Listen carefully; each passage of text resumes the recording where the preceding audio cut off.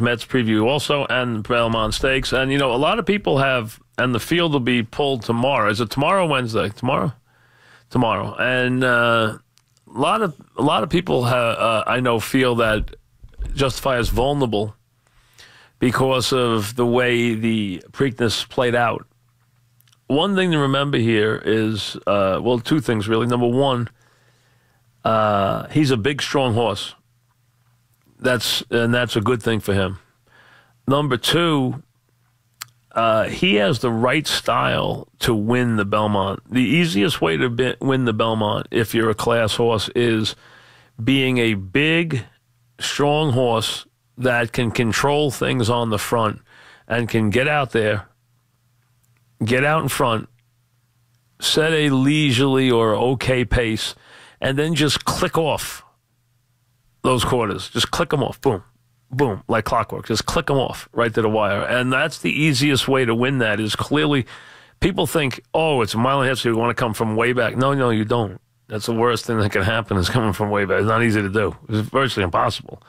You have to just time your move just right. A lot of times your move will be too early and you'll fall short.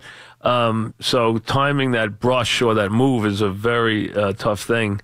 But you have a horse like him that can just go to the front, either sit right off a pace setter, and then just take control, and then just click off those quarters. Just boom, boom, boom. And then that kind of horse, they're very hard to beat. That's the easiest way to control that race. Absolutely easiest way to control that race is for a good horse, the easiest way to control that race is on the front end. Without any question. It's the easiest way to control it.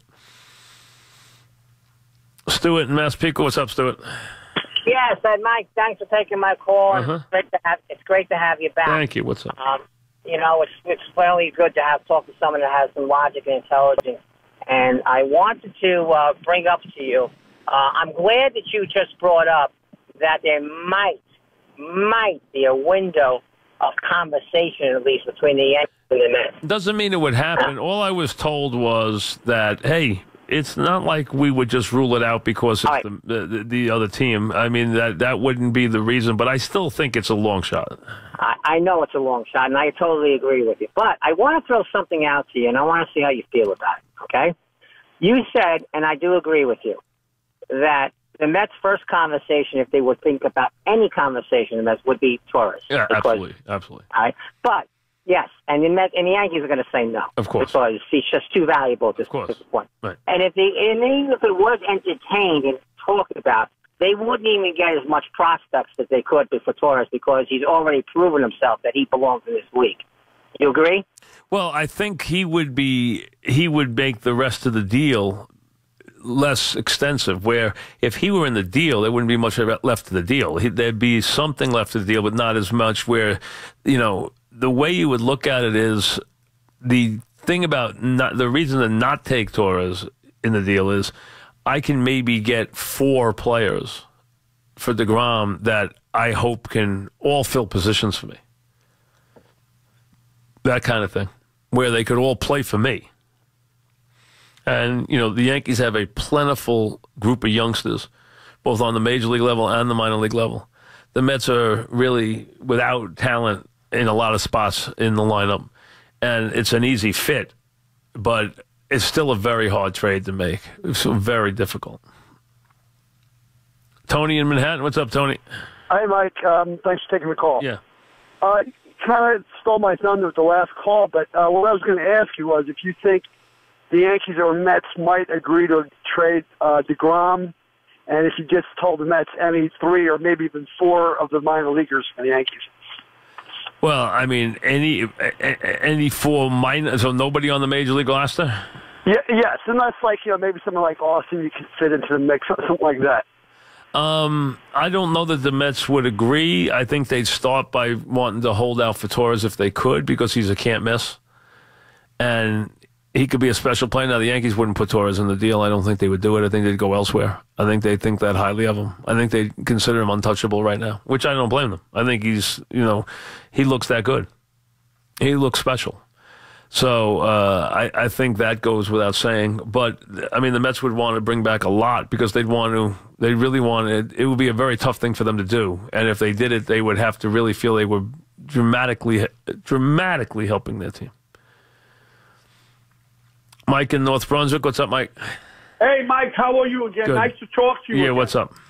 All right, here, I got one quick basketball question. Mike, after game one, as we watched, how demoralizing do you feel that the Cavs are at this point after that debacle by J.R. Smith? And the way I watched him last night, Mike, he started getting chippy right off the bat. So how demoralized do you feel that, did they just take all the balloon air out of them, or what's the case? It was a tough loss. It was a very tough game to come back from, but it did not keep them from game two. Game two was a game that we knew we were going to see in this series because the Cavaliers are not a good defensive team, and they're playing against a team that has a tremendous amount of offensive firepower. And when last night you're going to get it where they have guys like Livingston and McGee, who are role players for them, who do not miss a shot in the game. Neither of them misses a shot in the game. I mean, you can't have that. You can't have those two go in there and go 11 for 11. I mean, it's just crazy stuff. I mean, those two went 11 for 11 last night. And then Durant and Thompson both made a lot of shots. The only guy who was missing shots was Curry until the fourth quarter when he got hot and he made those, he made that long three that swished, and then he made the 4-point play in the corner, and those 7 points took the game from whatever it was 13, and the next thing you know it was 20, and it was over. It was over at 13. It was going to be more one-sided at 20. David in Woodcliff Lake, what's up, David? Mikey, how you doing, man? Good, what's up? Did you watch any of the Memorial this weekend? Yeah, I saw Tiger. I was excited to watch Tiger on Sunday. A little disappointing, but if I was to take a pro out of it, he made a cut. He was in contention on Sunday, and I know you've been a little down on him. Maybe winning a tournament or being in the top 5. I think it's pretty promising going into the Open. And this year is so weird with golf. You have a DeChambeau, the kid Wise from Oregon. Where are all these big names? Why aren't they winning this year? Is it just the new talent? No, I think there's part of it. But you know what? We have to wait and see. Let's see the other majors play out. Let's see who wins them. Let's see if new people win them, or let's see if the guys win them who you expect to win them. Let's see if it's Rory or it's Spieth, or it's Justin Thomas, or those guys who you expect to be at the top, or Day, or any of those guys. Here's what I'd say about Tiger. Tiger still has a problem off the tee. He has a problem off the tee whenever he's looking at any hole that has hazards. He also has trouble off the tee where he doesn't feel comfortable that he can hit his driver. And I think that is enough that it will keep him in the big tournaments from winning right now. I just think now, if I saw him yesterday hit his 3-wood 326, if he can do that, there's not that many holes where he has to hit the ball past there. So if he can do that, why would he ever hit his driver? But he can't hit driver, and he has trouble with certain holes, and I think you're seeing him play a lot better. I still don't think I get the idea that he's going to. I don't get the feeling he's going to win a major championship. He might win a tournament that he's playing in that's a half a field and it's a decent field and he might win it. But will he win a major when everybody's there? I don't think he will right now. I don't see him doing that. Mike in Floral Park, what's up, Mike? Hey, Mike, I'd give him a shot.